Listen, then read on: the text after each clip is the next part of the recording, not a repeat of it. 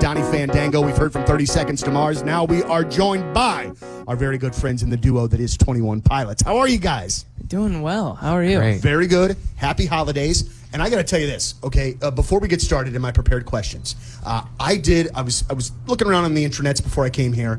I had no idea of your athletic abilities, your aerodynamic nature, your basketball ability. Pretty amazing. Like, do you still even follow sports anymore? Is that even a part of you guys' lives anymore? It's weird because it's a completely different culture, the sporting culture, other than music. So we've kind of been really diving into the music culture and just music festivals and traveling around and playing music. And I've grown up more in a sport culture. So we get some sporting events on TV, and I'm from Ohio, so really the only thing I follow is Ohio State football, and I'm still kind of hurting from our last loss, so it's tough. Sorry about that. Didn't mean to bring it up. Yeah, I made sure my manager told you not to mention that, or I was going to walk off the set. So here we go. See ya. I'm about to leave. Yeah, see ya. It was going to be awesome. Yeah. Not so much anymore. So AP Magazine has called Vessel the #1 most essential album of 2013. Very high praise.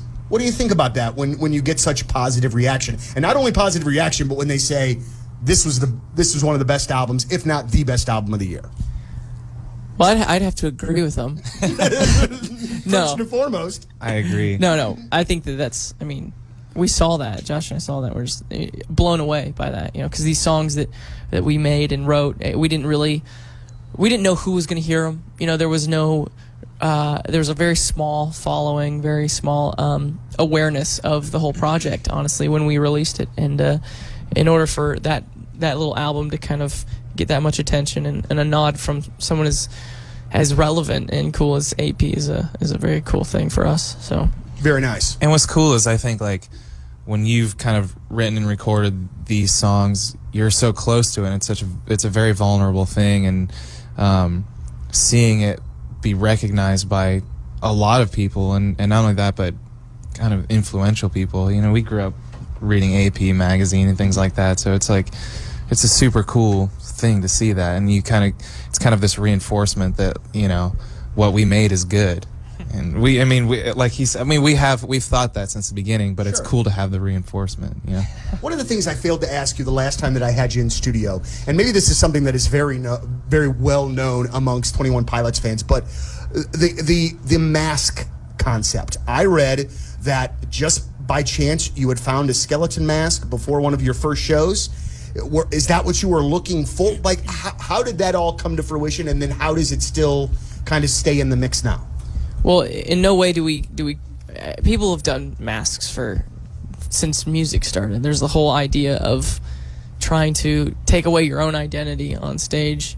What we love is the idea of taking away the personal identity of the two guys on stage and kind of giving room for people to adopt this thing that's happening as their own. And I think that a mask or something that covers the face, it helps that happen. And that's a really dramatic answer, I know. But the other very logical, straightforward answer is we walked into a Halloween store and saw some skeleton things. And actually, at first, we had Josh wear a full-on gorilla suit, right? And I would wear the skeleton mask, and I'm looking over at the guy playing the drums in a gorilla suit, and it's very interesting, and it caught people's attention because that was our goal.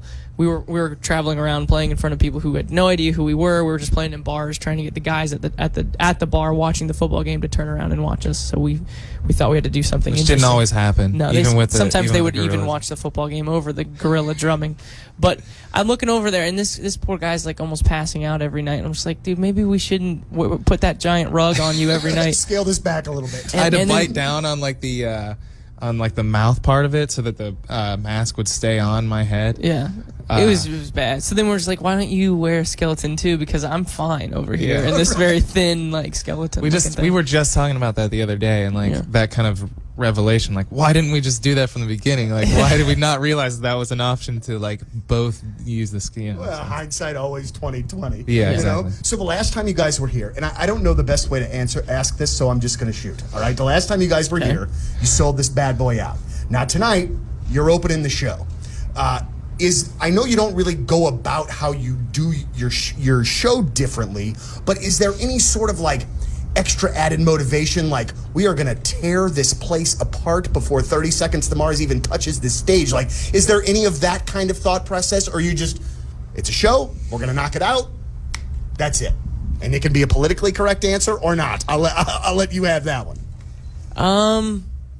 We did play this place by ourselves and headlined it, which is an awesome thing because it's such a cool venue, and the idea that enough people know who we are and want to come support us is really an honor. And then so I think about the fact that we're opening and who 30 Seconds to Mars is whatever is supposed to come after band names. It's cool to. I'm split. I'm honestly split because a part of me, which I want to harp on, is how awesome it is. I mean, I grew up listening to those guys, you know, and to be playing a show with them is it's an amazing thing. Josh and I look at each other like, can you believe we're here? Mm-hmm. So that's one side. And the other side is something I maybe shouldn't mention on air.